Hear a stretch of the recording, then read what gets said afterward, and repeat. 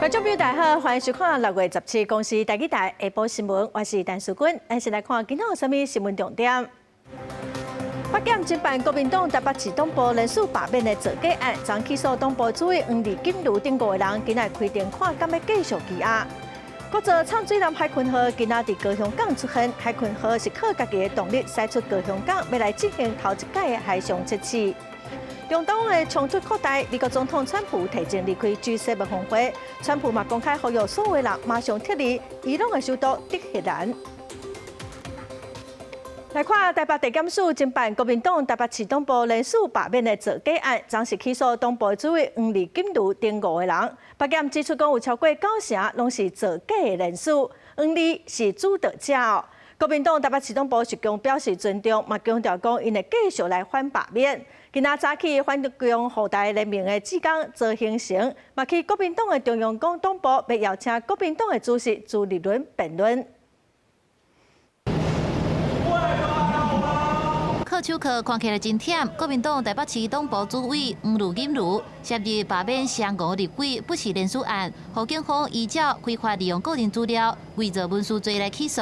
根据北检的调查，联署书伪造的比例超过9成，也拿羁押超过50天的黄丽锦如，也互认定做是背后的主导者。动用党员的名册，或者是黄复兴党部的名册，甚至是过去曾经罢免过吴思瑶的联署资料，都不断的拿来做抄袭。国民党还是没有人认错。其实他起诉的条文还是像我们过去讲的，这个基本上它并不是一个什么重罪啊。那么在整个的侦办的过程当中，包含羁押以及大规模的去搜索调查，已经违反了比例原则、司法手段，去影响到整个罢免案的进行。国民党中央表示，希望北院裁定高保，莫因为政治的因素唔顾人权。专台的罢免案会陆续进入第3阶段。罢免国民党立委罗志强的团体大安强强滚，也伊个讲要透过 Podcast 的节目，还有举办霸场的客厅会，侵入社区，用空前热战要组织中间的选民。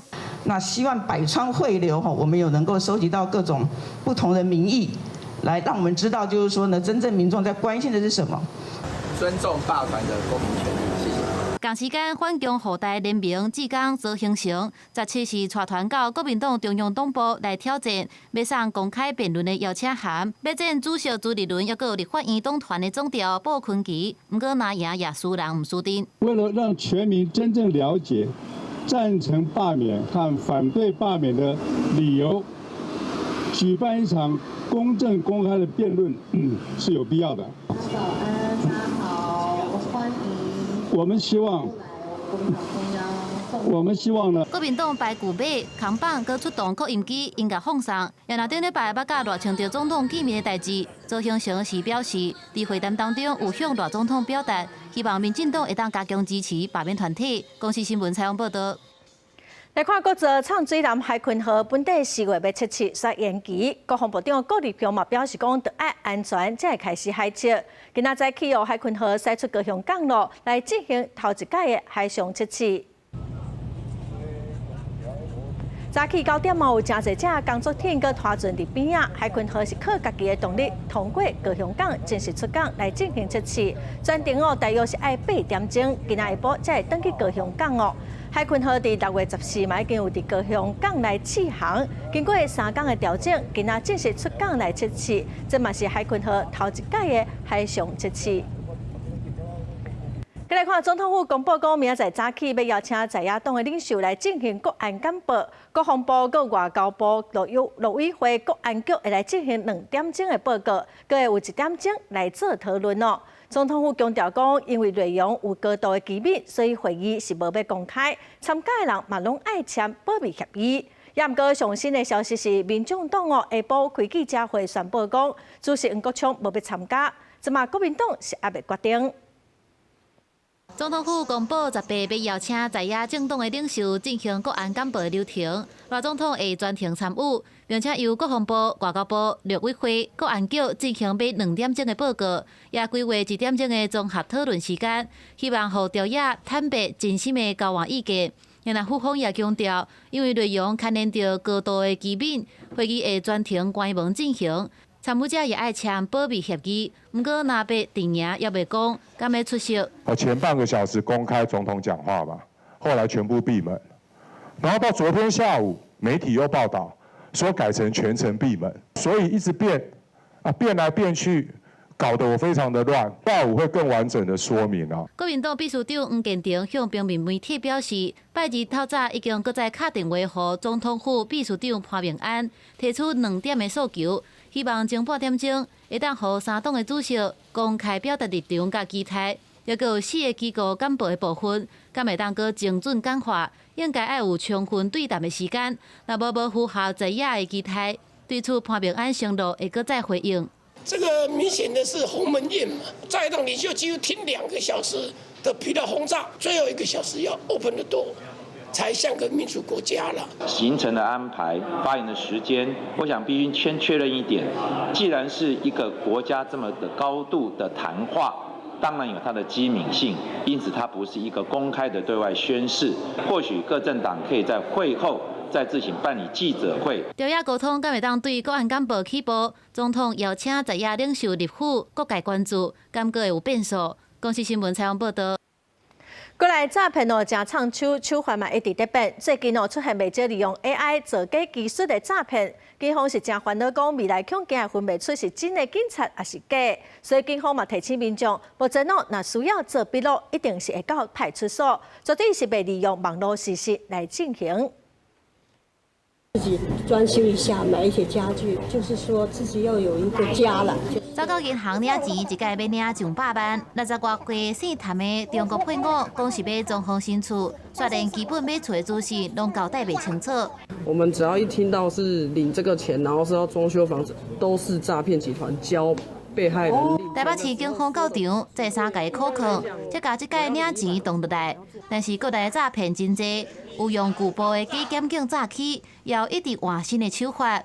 有艺人接到诈骗电话，和诱拐视讯笔录，也险险互关去。非常真实，而且你会看到有警察在忙别的事情，然后接电话，然后就有一个中年的队长跟我打招呼，我就跟他说嗨，这绝对是一个摄影棚或者是一个 setting 好的场景。 诈欺集团设圈套，毋若打造实体场景，提悬真实度。尤其这款的假检警诈骗，伫要求视讯笔录，佮用入 AI 深伪技术，也互这种的受骗案件伫国内佮再增加。以前可能是静态的，让你看到我后面的背板是我们这个刑事局165专线的一个背板，我们现在变成了是实体的。 就是一个派出所呢，他们很多人在派出所里面活动的一个剧场。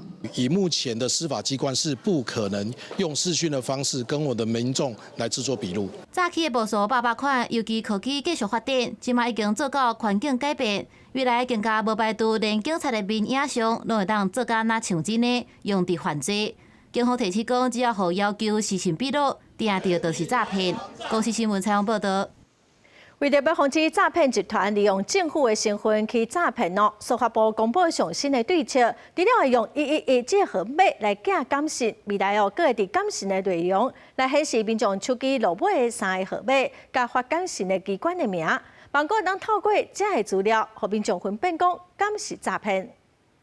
为着要预防诈骗集团假造政府的名机来发送感信，司法部伫2023年推出来111感信平台，政府机关统一由111这个号码来发送感信。根据司法部的统计，自平台使用到今，已经累积超过500个政府机关使用，拢总发送6000万通的感信给民众。一些公营事业也都有发送这个111的简讯譬如说像水电的缴费通知啊补税通知。 罚款缴纳、国民年金等等这一些，我们为什么先从政府的111简讯开始做呢？因为如果我们一般民众收到一个好像是政府来的一个简讯的话，通常我们比较容易受骗嘛。那民间企业的话这个我们会想办法用别的方法去把这些漏洞堵住。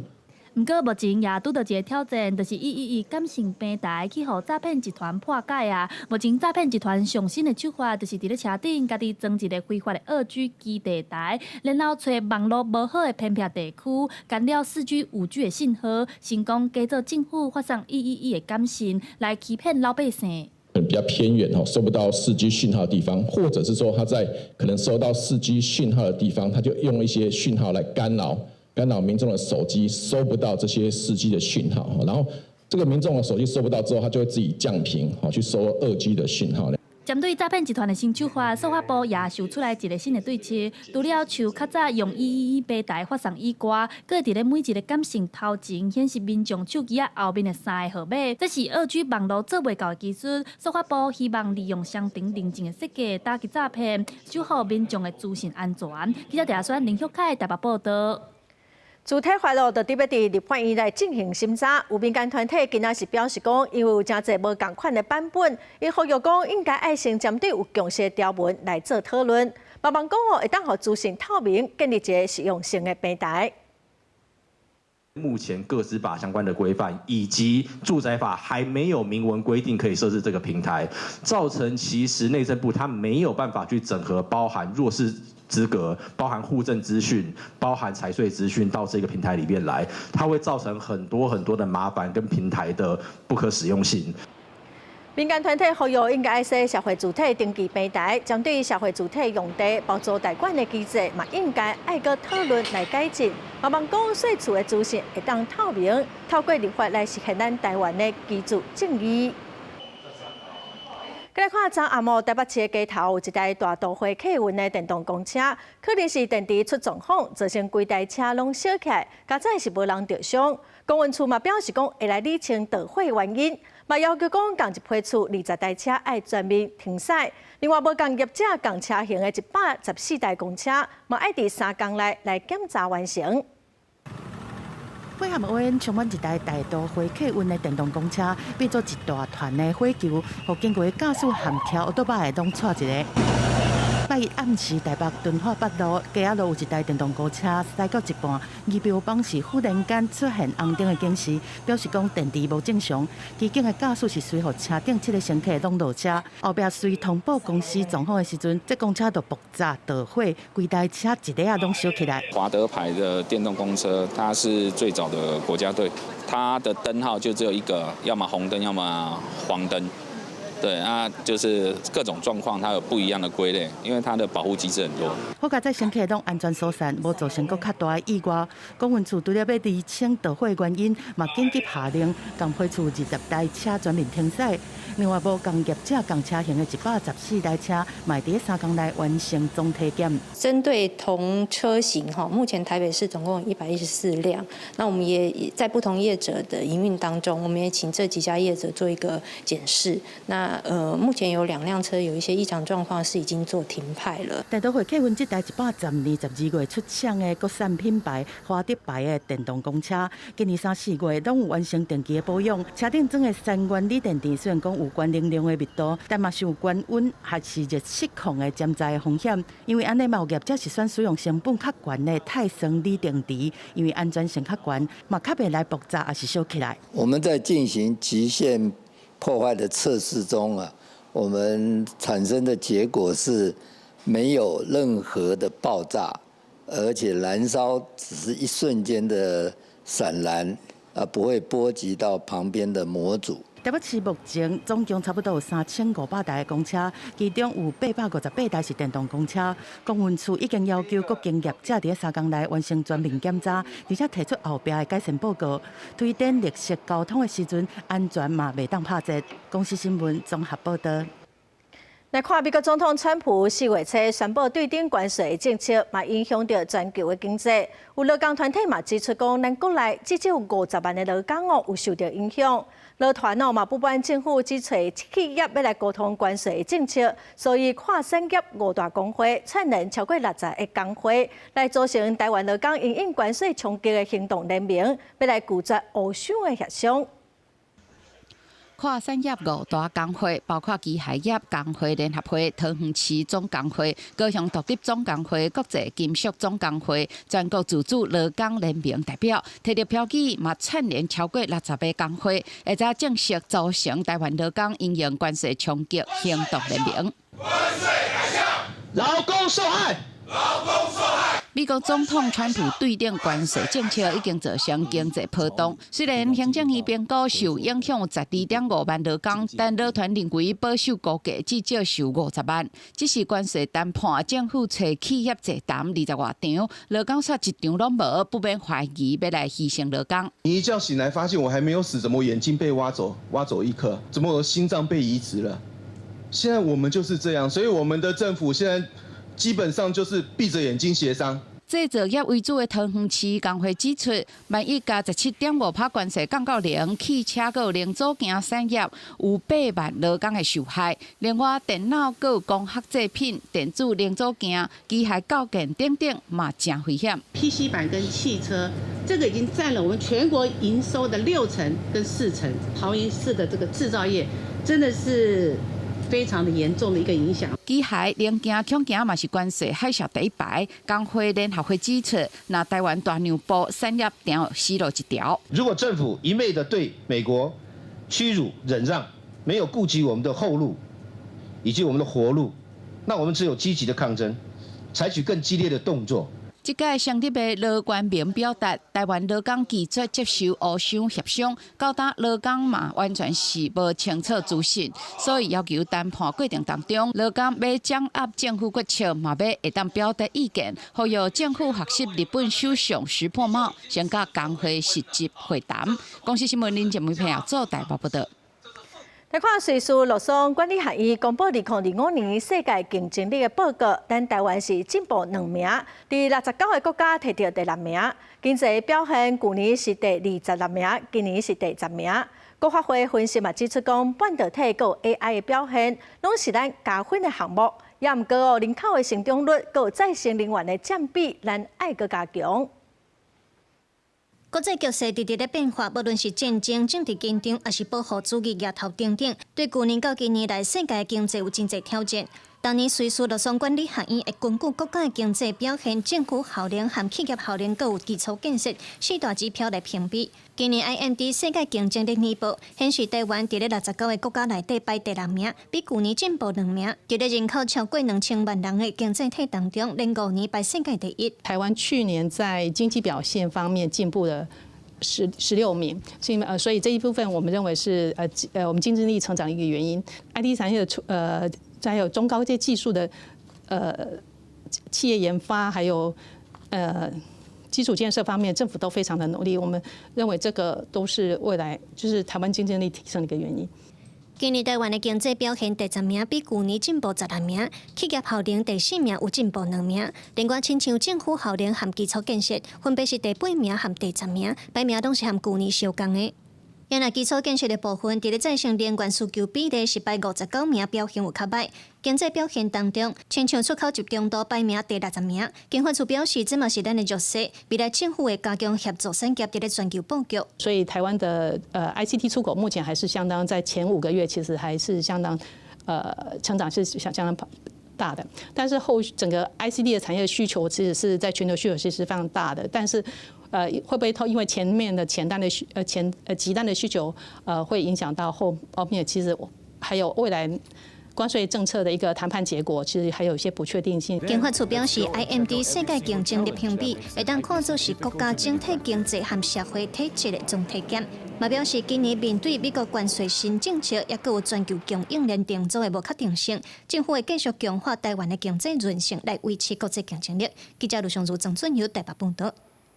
世界卫生组织把大考定义做一种慢性疾病。台湾健康人民调查就发现讲，台湾40岁以下的少年人有25%一天拢会啉一杯有糖的饮料，长期恐惊会造成大考得到心血管疾病，甚至是癌症。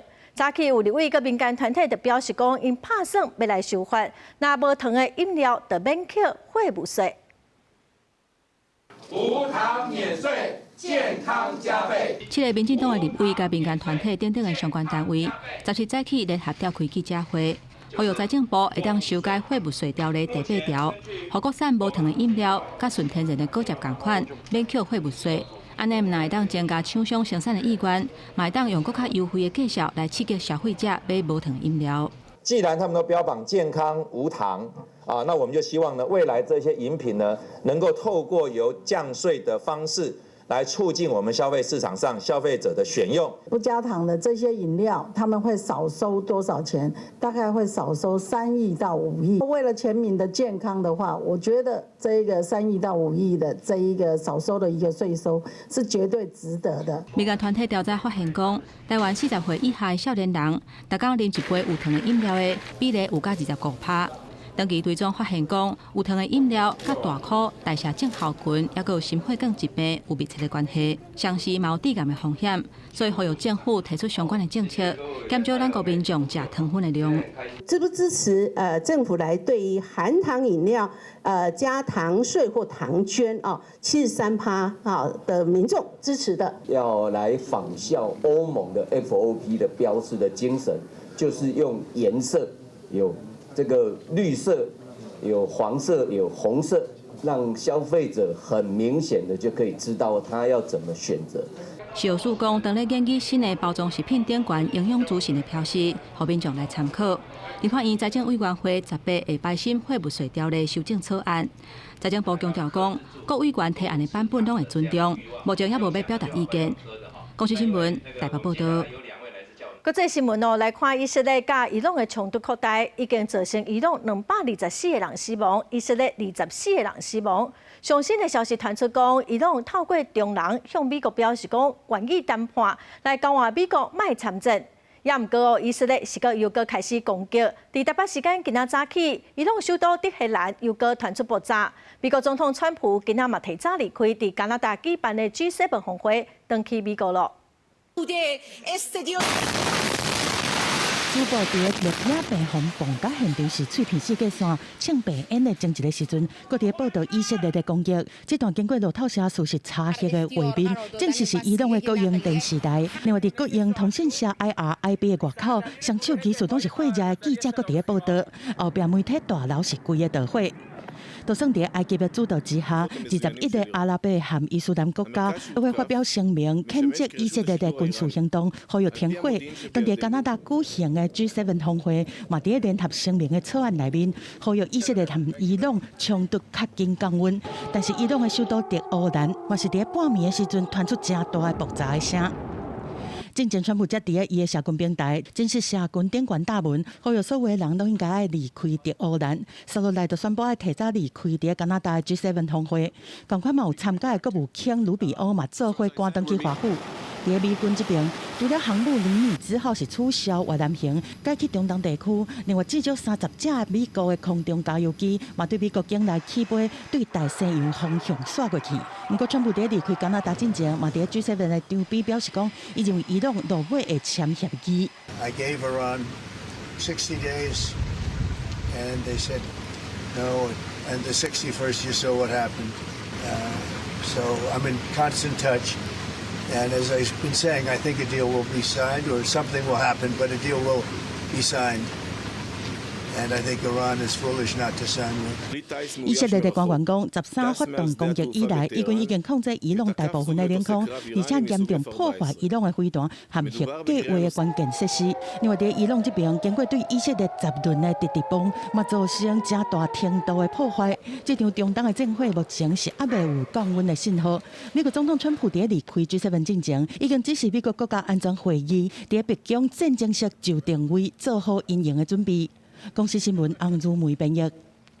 来看印度航空的波音飞机又搁出问题。伫昨午一台对香港要飞往印度新德里的787客机，伫空中出现技术的问题，又搁赶紧飞登去香港，加载安全无人受伤。这台飞行机甲6月12空难失事的是同一型的飞行机。印度航空 AI305班机在紧急越登去香港了后，机场及时更新的看板顶悬已经把这个班机显示做延误。伊本来是16中到12点左右对香港起飞，要飞到新德里，但是飞行高度到22000英尺，就是大约6700公尺左右。机长发现讲，这飞行机是出现技术的问题，决定要登去香港。在下晡1点15分，安全降落，无人受伤，机场的运作正常。初步报道指出讲，这个技术问题有可能含燃料。料有关系。不过由于当下过滤器故障，也是燃料技术受到污染，目前飞行机已经全面检查，航空公司安排乘客搭属该航班。这摆班机含印航12发生241个人空难的是同款机型，都是波音787G8梦幻客机，迄当阵地面嘛有重大死伤。boleh kita tadi kopi na मेरे को मेरे पास अभी तो 100 कॉपी तो रेडी है बराबर मैं आपको दे दूंगा और दूसरे दिन मैंने 20 की पहली ट्रिप मारी फिर दूसरा दो बार 20मैंने बोला因为 AI171涉飞行机含 AI315返航，连续2架共机型的拢出状况，已经予波音787全球安全性含印航的维修监管关度受到关切。印度政府14日下令剔查国内所有航空公司旗下波音787的客机，甚至无排除全面停飞。公司新闻吴文玲编译。来看台中的后里，昨下晡有一个30多岁的外籍移工，伫新港大桥附近的钓鱼，那亲像去互雷公夹到，当场就无喘气，嘛无心跳，消防员甲伊送病院急救，嘛救无回来。这里哈，可以比一下吗？这里可以钓。这里有水吗？这个水沟那么低，所以他是在这边被劈的。昨下台中落大雨，这查甫人伫要暗仔差不多5点的时阵去互雷公夹到，等下消防人员到位哦，人就已经无性命现象咯。伊的身躯有一寡伤，手骨嘛乌青哦，所以提醒民众来落雷公雨的时，尽量就莫去困快的所在，慢慢挖进水哦，才袂危险。再来看婚林一期的稻仔未收落，今年因为农业部调悬收购的数量甲绩效。婚林哦，西里农会就表示讲，今年一期的稻仔收购的绩效100大斤1150块，是有史以来上好价。嘛强调讲，应该袂去影响到一般市面上的米价。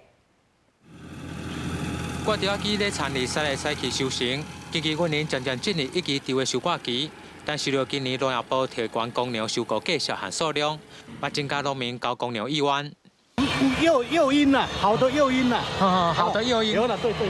啊，所以说这样普遍对我们农民来讲，我们的成本一直在增加，所以说我们的收入一直在减少。婚林县西里农会表示，今年公粮绩效提高，按算交公粮的状况会真好。嘛有今年一期稻开出每100大斤单车1150块的收购绩效，创下一期稻收购绩效新高，和近期5年每100大斤拢在1000块左右来比较，关出1到2成绩效。今年1年安怎讲？顶一年未开盘，农会也未开盘，收11块钱。因为你公粮价格提高了，那绝对会影响到米商在收购这个市售粮的时候，它的价格也会相对提高。所以这个是这一期我们的稻谷价格会涨到这么高，是最主要的原因。农会嘛预估收成量会比往年加出1成。但近期天气不稳定，呼吁农民莫青瓜，才等有好的收成。至于消费市场方面，目前观察市售的比价，阁未有小大波动。公司新闻王雄为你报道。桃园市八地区的士源街一打1200毫米的送水管哦，昨伫乌下水道的工程的时去乌歹去，台水公司是先停水，今仔抢修。旧山区大约是有8万户，嘛对早起9点开始哦，会停水20到23点钟。嘉北路挖出一个大坑，找到管管，甲伊锯开。自来水公司第2区管理处17号早进行自来水管紧急抢修作业，地点就是伫桃园八德区士源街。主因是垃圾水的下水道施作工程无设置挖破1200毫米的自来水管，造成南口旧山区大停水。昨天我们就出去了，今天是临时停的，说昨天挖破水管嘛。还好因为老板娘说楼上的水还蛮大的。这个下水道挖破水管的意外，自来水管线时间的修复期间会影响到旧山区供水，对透早9点开始停水，按算时间12点钟，到明仔透早8点的时阵会恢复供水。下旧山地区停水20点钟，上旧山阁有南口地区是停水23点钟，大约是81875户停水。今日早上9点开始停水抢修，那停水户数总共是81000多户，那停水的范围是在龟山区。目前采行的工法大概就是把这个钢管打开来之后，人员进入这个上游大概70公尺的地方，用内套环的工法来做修复。淡水二区处表示，予下水道工程误破的所在，因为挖建徛假，边又有地电的管，无法度直接伫原地挖开甲伊修复，因小挖对下游70公尺的所在，找到一支钢管，互另外会当入去到顶游，互挖破的所在，对内部去修复，甲一般外部修复方式无共款。公司新闻采访报道。南投警方抓到一件拢是外籍移工的偷车集团哦，因专门偷牵停伫路边，发生车祸乌多摆，甲车抬麻了后，搁再停解，搁袂互其他移工。26岁印尼籍男子骑机车来到南投县玻璃镇信义路明德北路口，便衣的员警马上团包围，因为这名男子唔但是过期停留的移工，也是偷车集团的主嫌，去当场逮捕。与破获一起为籍移工组成的窃车集团。 专偷路边事故机车，并私设拆解工厂改装贩售。目前已逮捕主嫌，并查扣赃车，全案持续追查中。警方表示，集团专门锁定因为交通事故毁损，无法度发动暂停伫咧路边的机车，也个私设工厂将偷掉的机车改装，挂伪造车牌，以1万至3万块的价钱卖予工乡移工。员警当场伫咧印尼籍主嫌机车车厢内底查到药检等犯案工具，而且追查到4名买车的移工。 台湾国际劳工协会表示，移工犯案违法是事实，但是现行法规让因无法度自由转换雇主，工作处境艰难，让因逃走冒险犯案，是更加需要探讨的侵占因素。仲介是一个原因，雇主也是原因，债务压力这些都是种种可能的原因，就是容易做违法的事啊，是那个处境上的问题嘛。所以我觉得。 其实要探讨的是为什么他们不能自由转换。专案以涉嫌窃盗、伪造文书、入出国甲移民法罪嫌，移送南投地检署侦办，而且扩大追查车辆的来源甲流向。警方也呼吁民众交通事故的车辆应该赶紧刷走保管，避免互不肖人士锁定。公司新闻南投报道。 再来看嘉义布袋行动市场是2012年起的，最近外口的落大雨，市场内底嘛会落大雨，漏水是真严重。因为市场的厝顶歹去了，即马公所是表示讲，因会趁安太阳能板的时阵，做回来请厂商处理。外口当咧落雨，市场内底漏水的状况，亲像是水墙同款。16迄天嘉义县布袋落一阵真大的雨，造成布袋行动市场内底有漏水的情形。 并将甲市场漏水的画面翕落来，希望布袋镇公所会当重视。那有补助，嘛无补助嘛。人做生意个，人个拢唔敢入来啊。唔敢入来是要个卖啥物？进前一届就有啊，这届第2届300。这届较严重。来到市场了解状况，17已经无落雨啊。虽然袂影响到档仔做生意，不过也是看会到市场的档仔因为天崩歹去。 所以拢爱准备篷布或者是一寡物件来炸雨。这那风台雨啊是啥物哦？咱们把关了了。这嘛拢用这篷布咧炸雨。如果做生意，无你要叫安怎？那我们本来已经准备要把它维修了，那刚好我们屋顶出租做光电啊，所以我们利用做光电这个时候，顺便把它整个整修起来啊。昨天下大雨，造成了类似小瀑布的状态。 但我有催促业者尽速来把它完成。布袋镇公所表示，这个市场启用到达已经13档，每档修理的费用大约伫50万左右，所以只要有发现害去的所在，都会赶紧来处理，希望同款的状况袂再发生。记者林慧婷嘉义报道。高雄大树区的河山里有51公顷的山坡地，方用来开发做供电场。第1期的工程已经完工了，厂商第2期的工程，煞甲规个山头的树仔拢撤掉。开发案里砖头嘛，干那几百公顷尔，互当地民众是真烦恼哦。那雨水来造成土石流，因是要安怎办呢？目前厂商嘛已经先停工了。 2礼拜也无做，一定我要为解要让因做。大树河山里居民大声表达不满，因为光电帮厂商将规个山头的树啊撤掉路平，准备要做第2期。工程上近的所在离砖头只有100多公尺，若是大雨来，土石流规个放落来，要叫因走对倒位去。这本来是一个凹地，他们把这个山挖下来填平。你看这个松动的土能撑多久？一下起，像前年那个山头尾一下来的话。 你这个整个村庄就灭掉了。每期阮了解开，政府机关开发上侪是45度尔，内底第一期的开发案，拢超过，即个喺现场看为90度，今迄个水土保持拢做了无够。等说我的土地只能开发21%的光电，所以说根本没有说陡峭的问题，因为那个要做排水设施是整个面积去考量这个坡度的。总面积51公顷的开发案，地方居民环境真侪解，一直拢无得到满意的答复。立委瓜志温16下晡带领员署甲市府官员到现场会勘，已经要求厂商全面停工。针对水土保持的部分先改善，市长陈其迈表示，因为时间无符合规定，市府各单已经稽查15摆，到5月份为止，拢总裁罚6摆，罚90万。市府会组成专案小组，展开全面调查。相关的这个施工规划以及计划不符的状况之下。高雄市政府会要求能源署撤销它的营运许可，终止计划。市府表示，因为这个开发案是早期通过，无需要宽屏。不过开发面积已经超过17公顷，对环境甲居民的影响伤过大。市府会函文林员署，要求中央要重新审查开发案的计划书。记者柯家族赵阳高永昌报道。最近有真侪件失控的车祸弄死人的意外，有关心交通的团体就建议政府，客车若经过辖区的时，应该要把速度降到30公里以下。也毋过，台南市交通局是认为无法度统一来限制时速，嘛强调讲已经启动学生通学的安全守护专案咯。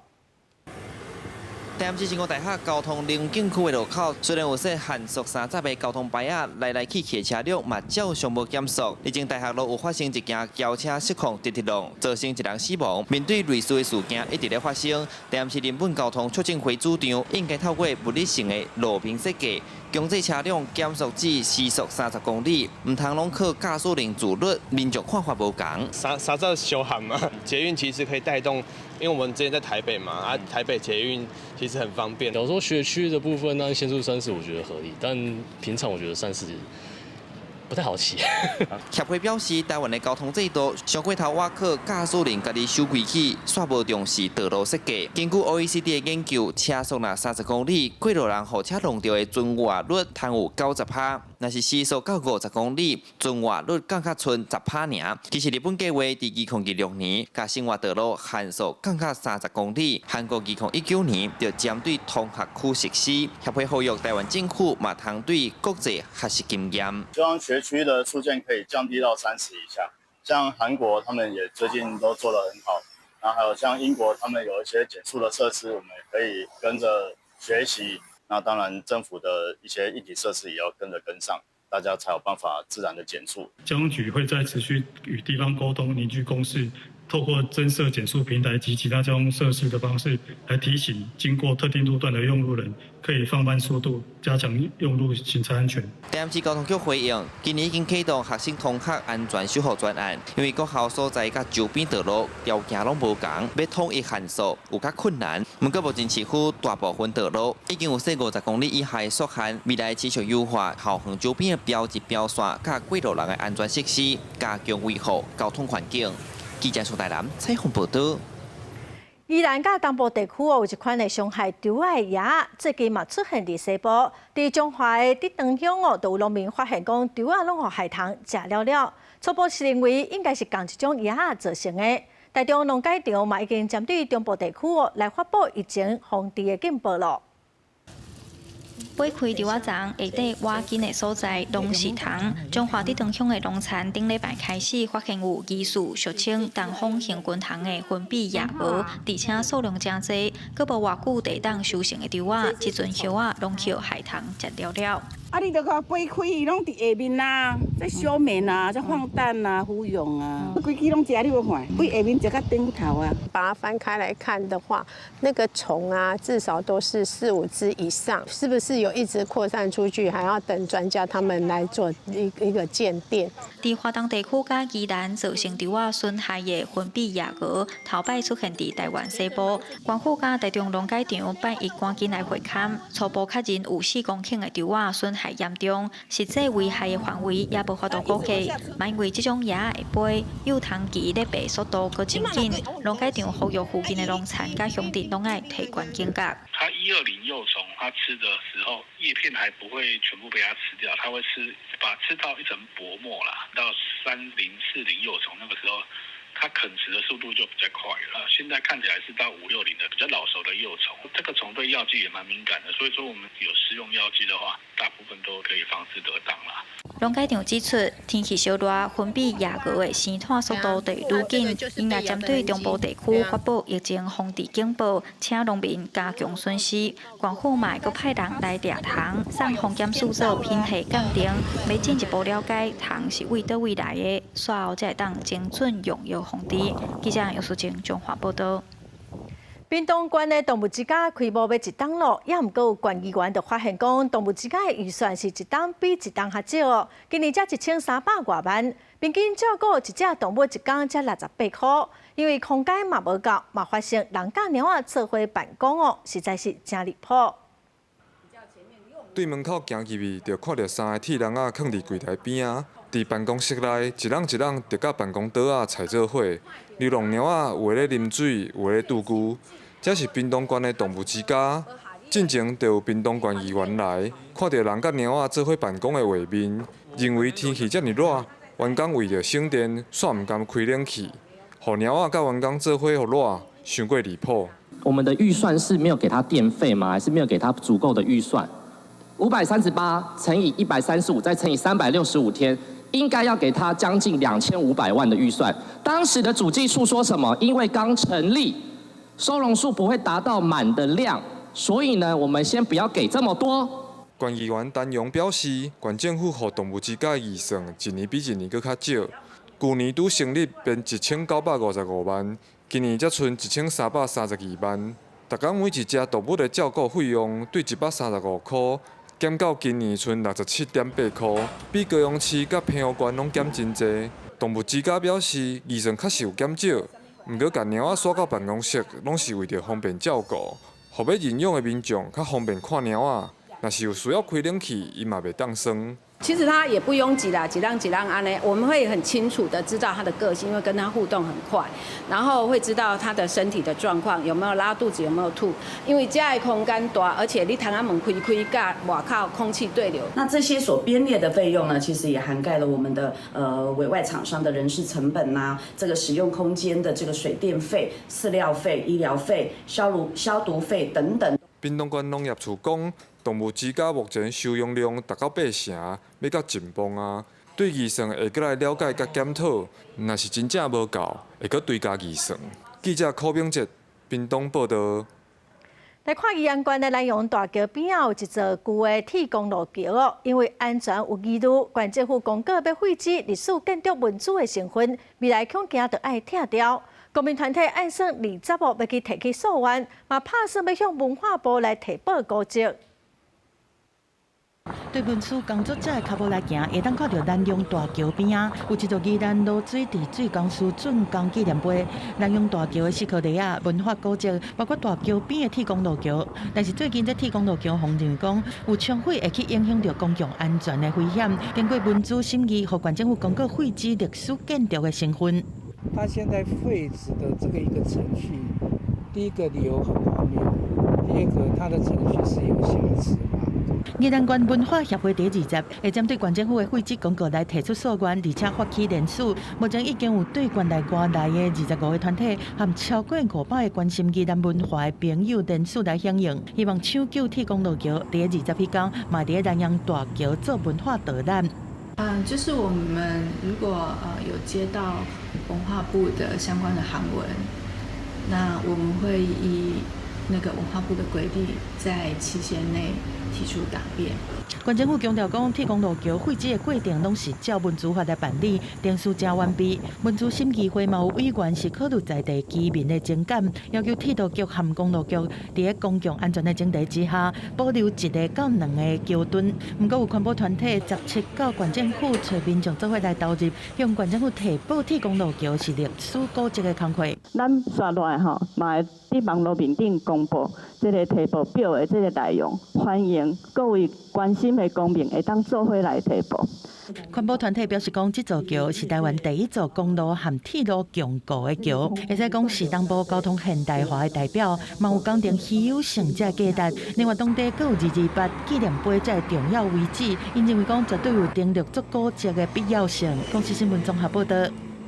这假化造成各行各业拢正欠工，劳动部是推动中高龄甲高龄就业，台东县政府嘛鼓励各法度做事的老大人继续工作，嘛协助因找适合的工课，咱嘛做伙来了解。一个78岁老阿伯，身体还阁真勇健，找到一间清洁公司的工课，平常时啊摒扫整理回收的物件，做工课要真努力。对家庭当然是足好呀，对家庭增加收入啊。对家己的生活规划也足好呀。台东县府统计，全县55岁以上的人口有要到3.5%，高龄化的情形持续加悬，少年人去外围打拼，各行各业欠工真严重。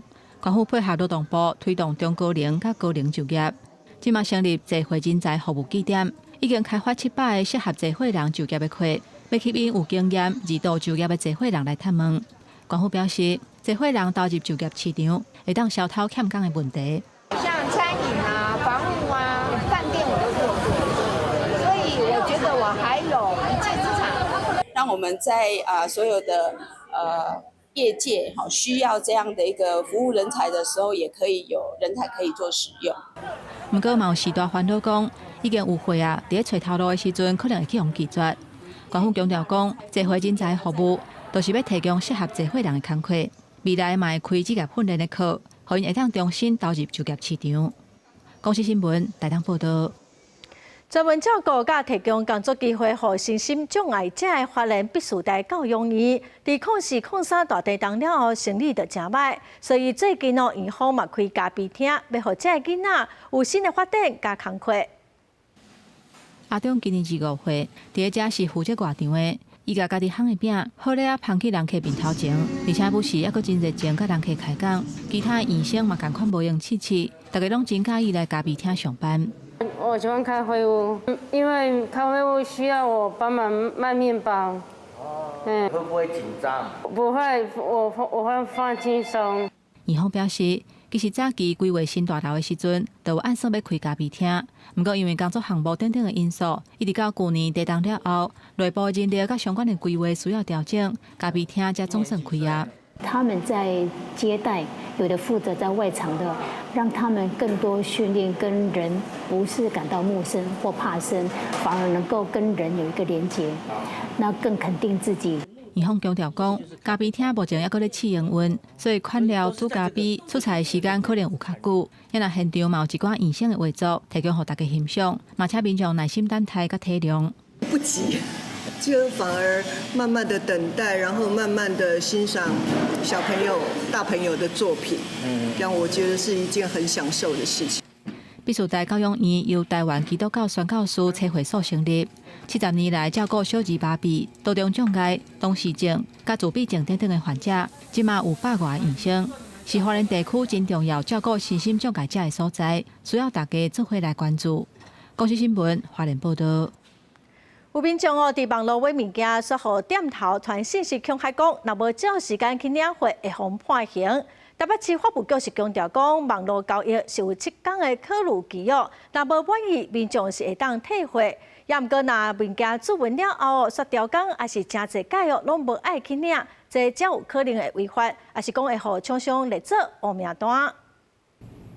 有民众伫网络打文，讲伊伫网络顶悬订物件，毋过货还未到，就互店家警告讲，若无领货，会照刑法355条来处罚，罚3年以下有期徒刑含罚金。再互民众质疑讲，敢真正有安尼法律？安尼敢毋是咧威胁消费者？卖家说的好像不是法律里面的内容，威胁一点点吧，就是想说。可能你不去拿，我就告你。其实很多消费者可能就会觉得说，我不喜欢的，然后就不去领。那像我们可能身为卖家，可能也不会说像是网络上那种威胁的，是其实我们还是主要以自己吸收为主。台北市法务局表示，伫咧刑法359条，确实有间接毁损罪的规定。不过，法律所强调的是意图损害的事实。若是消费者是恶意落单，也是讲调工故意唔去领货，调工来乱的，有这项事实才算是违法。若是消费者只是收过无用，袂记去领货，店家就袂使乱怪罪，运费的损失该当家己打落来。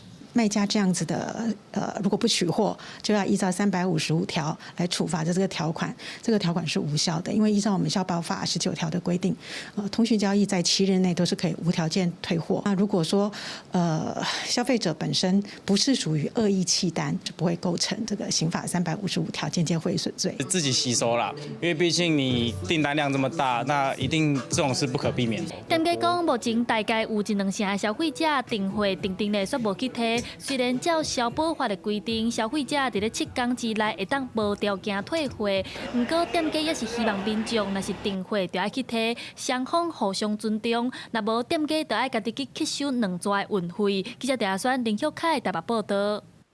台语目前伫中央是甲无专职单位来规划台语相关的政策。新北市有议员就要求讲，应该成立台语发展委员会。市长侯友宜嘛表示讲，伊会来检讨台语的政策。1年2次，不要限制半年了，好不好？好，好吧。1年2次，我们不要。时间你莫甲讲吼，好，伊的时间较好量上好弹性啦。啊，未来会当规模化以后，我希望会当成立咱这台语发展委员会。一步行啦。为着要促进地方政府实践台语发展甲推广，新北市议员吴淑君6月10日伫咧新北市议会有要求新北市长侯友宜成立台语发展委员会。落尾市府是答应先定期召开座谈会来讨论，若要设立委员会是正常要安怎执行。客家有客家局，那咱台语并无台语局哦，所以咱用委员会的形式来讨论看卖啊。未来是讲一档会当2届做大型的一个座谈会来讨论，啊，当这个模式甲成熟的时阵，咱会当搁进一步来成立这个委员会。其实3月就有台语团体参新北市教育局斗阵来开座谈会，针对新北市的台湾台语教育提出政策建议，嘛是对座谈会来延伸讨论，希望设立地方的台语专职单位。除了推广台语应用，嘛希望通做相关研究，甲保护台语文化资产等等。台语政策推动联盟是表示，目前台北、新北也有基隆市政府针对要成立台语专职单位，拢有优先的回应。阮这个联盟有接触的是台北市、新北市，还佫有基隆市吼。啊，这三个地方政府的议员呢，吼，拢有互阮一寡真好的回应。基隆市的有一位议员，伊嘛伫咧因的议会有甲因的市长吼提出这件代志。市长伊伫咧这个议会时阵，伊迄个时阵是讲，好啊，会使来写。根据台语政策推动联盟的统计，实际上各县市目前敢若桃园市府有设一个闽南文化科，兼咧做和台语相关的工作。民团认为，若是要发展台语，敢若要往中央实在上班，因呼吁各县市政府着实践国家语言发展法的精神，来发展和推广台语，让台语的经济先对地方开始摊开。记者卢尚珠、谢桂林台北新北报道。下晡晡的天气，咱来看各县市详细资料。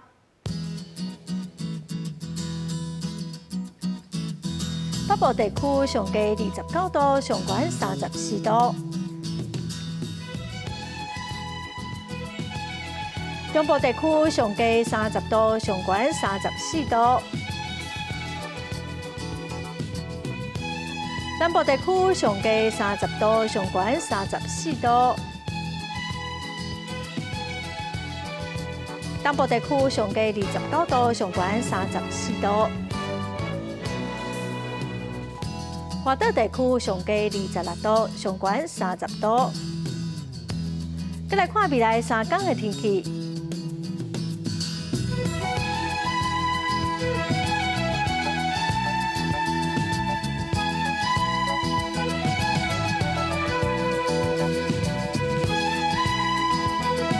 感谢观众朋友收看《公视台语台》下晡新闻，我是陈淑君，明仔载下晡3点，咱再会。